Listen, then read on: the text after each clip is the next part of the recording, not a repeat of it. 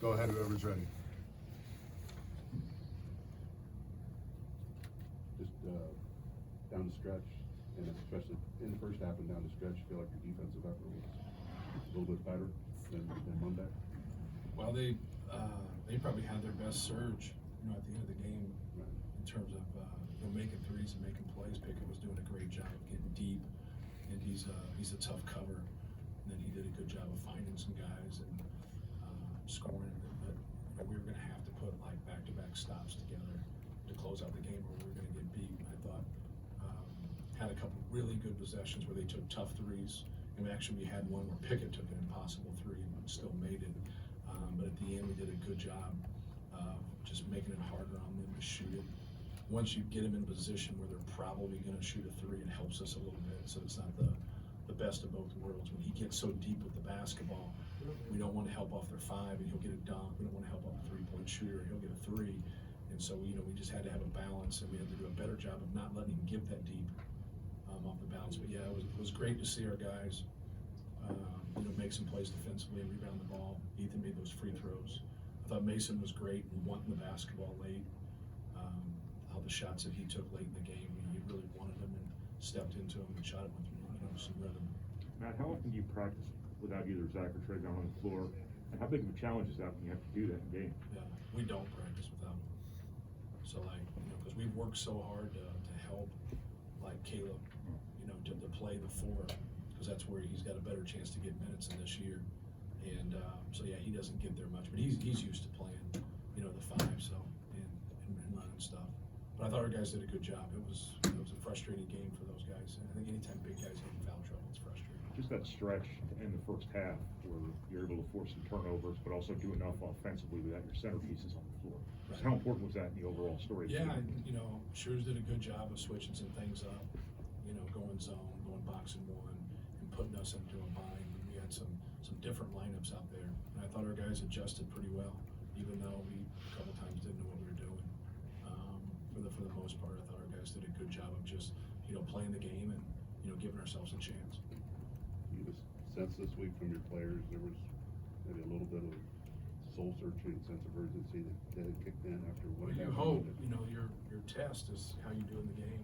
You can act all do what you want in practice, and for us it's just building a habit more than anything. Just keep working at it, and don't get too down when you struggle, and don't get too high when you have success. Understand that you got to keep building a habit, especially on the defensive end.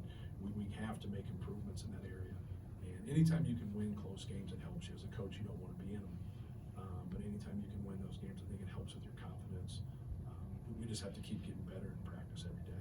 You can't just win games and then come to practice and kind of go through the motions. Maybe that's a poor choice of words, but we just got to do a better job of playing on edge every day.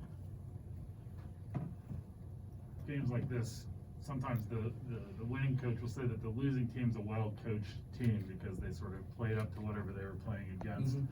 What are the hallmarks for you of a well-coached team when you get everybody's best shot night in and night out? Yeah, look, a well-coached team is just, something that they take something away from you, and so you can tell that they know their strengths, they stay away from their weaknesses, and they take something away. They try to get you to beat their team in a different way than you've been beating other people, and they just understand that. Now, sometimes you have the issue with a lot of it is, can you change and do different things and people can follow that? Because you get into your pattern of working and getting better and improving on things, and you just want to be better at what you do. Everybody thinks when you struggle a little bit that you should change. I'm from a different school of thought. I think you should be better at what you do. With the film and everything that's at our fingertips now, we see everything. So you're not going to get by. I mean, at times when you go against other people, sometimes your focus can be too much on the other team and not enough on yours. I think all coaches are guilty of that. I know I'm guilty of that. Because the most important team is your team. And you know what they can do. Sometimes they can take in a volume of plays or a volume of different things. And sometimes they can't.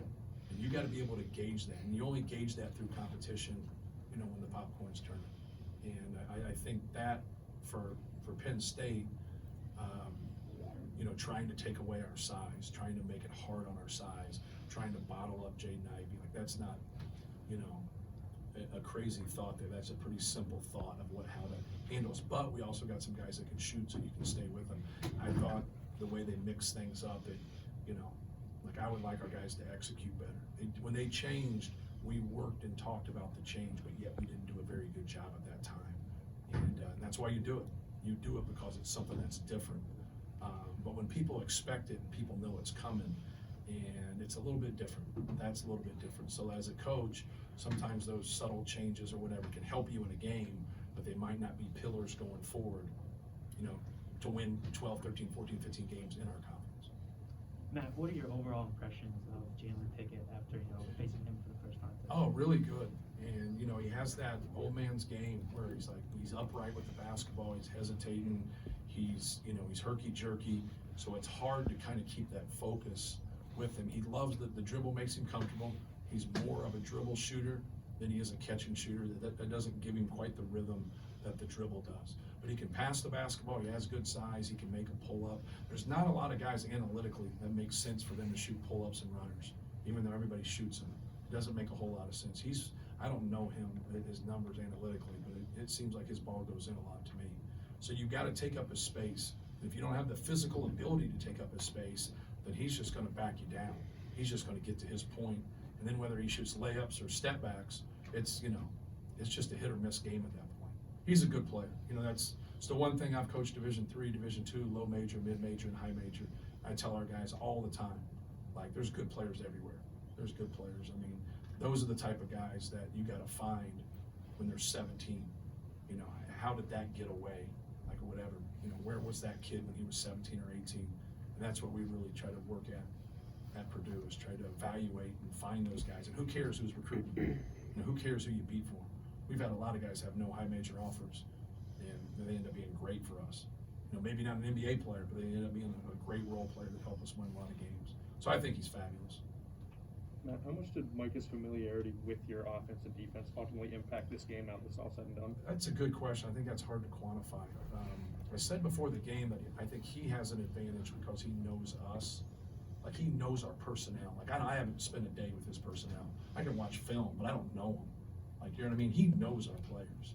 He's coached our players. He's recruited some of them, you know, and so I think that piece definitely gives him a little bit of an advantage in preparing for things. He knows who can make shots, who can't, but who can make shots late in crucial situations versus who can't, who to send left, who to send right, who to get into a pull-up, who to leave that alone, which way to send you in the post. All those little knick-knack things that give you a little bit of an advantage. So, but I don't think it was you still got to play the game, right? You know what I mean? You still got to play the game. And I think, you know, our players are just a little bit better than their players. Was there anything you saw from this Penn State team today that you thought was specifically a reflection of them being coached by Micah, if that makes any sense? Just what they run. You know, they run a lot of, you know, I can't give our names for what it is, but that's how I would describe it. But, you know, just the actions that they do and the spacing that they do. They ran a lot of what he does with the Celtics, just kind of that A to B to C. You deal with your five, and you play off of angles, and you play off of Pickett's ability to make a play, other guy's ability to shoot, you know.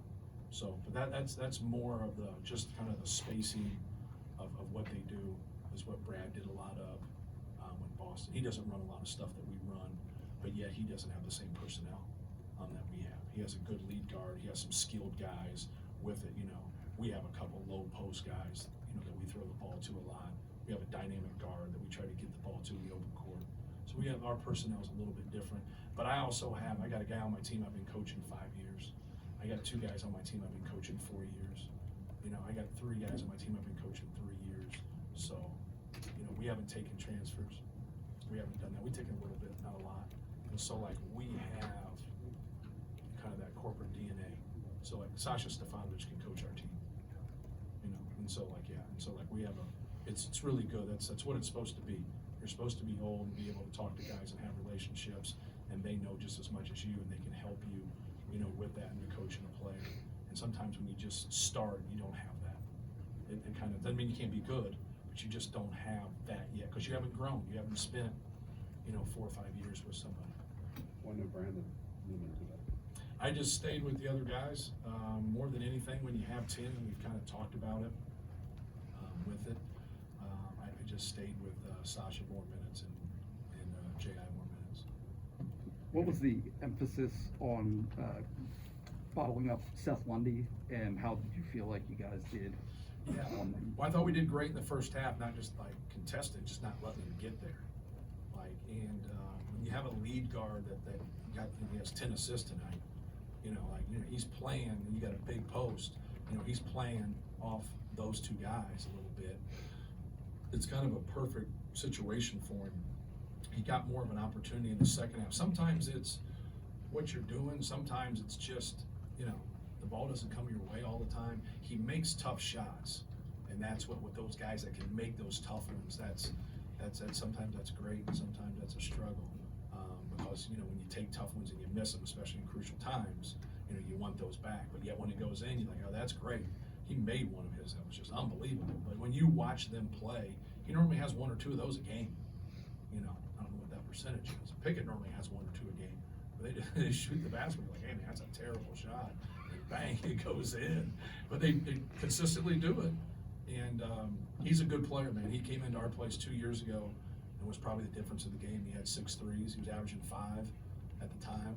And he came in and, really changed the course of the game in the first half. But he's a good player. He's a tough cover for us. Like, who we put on him, like how do we handle that when they have different lineups?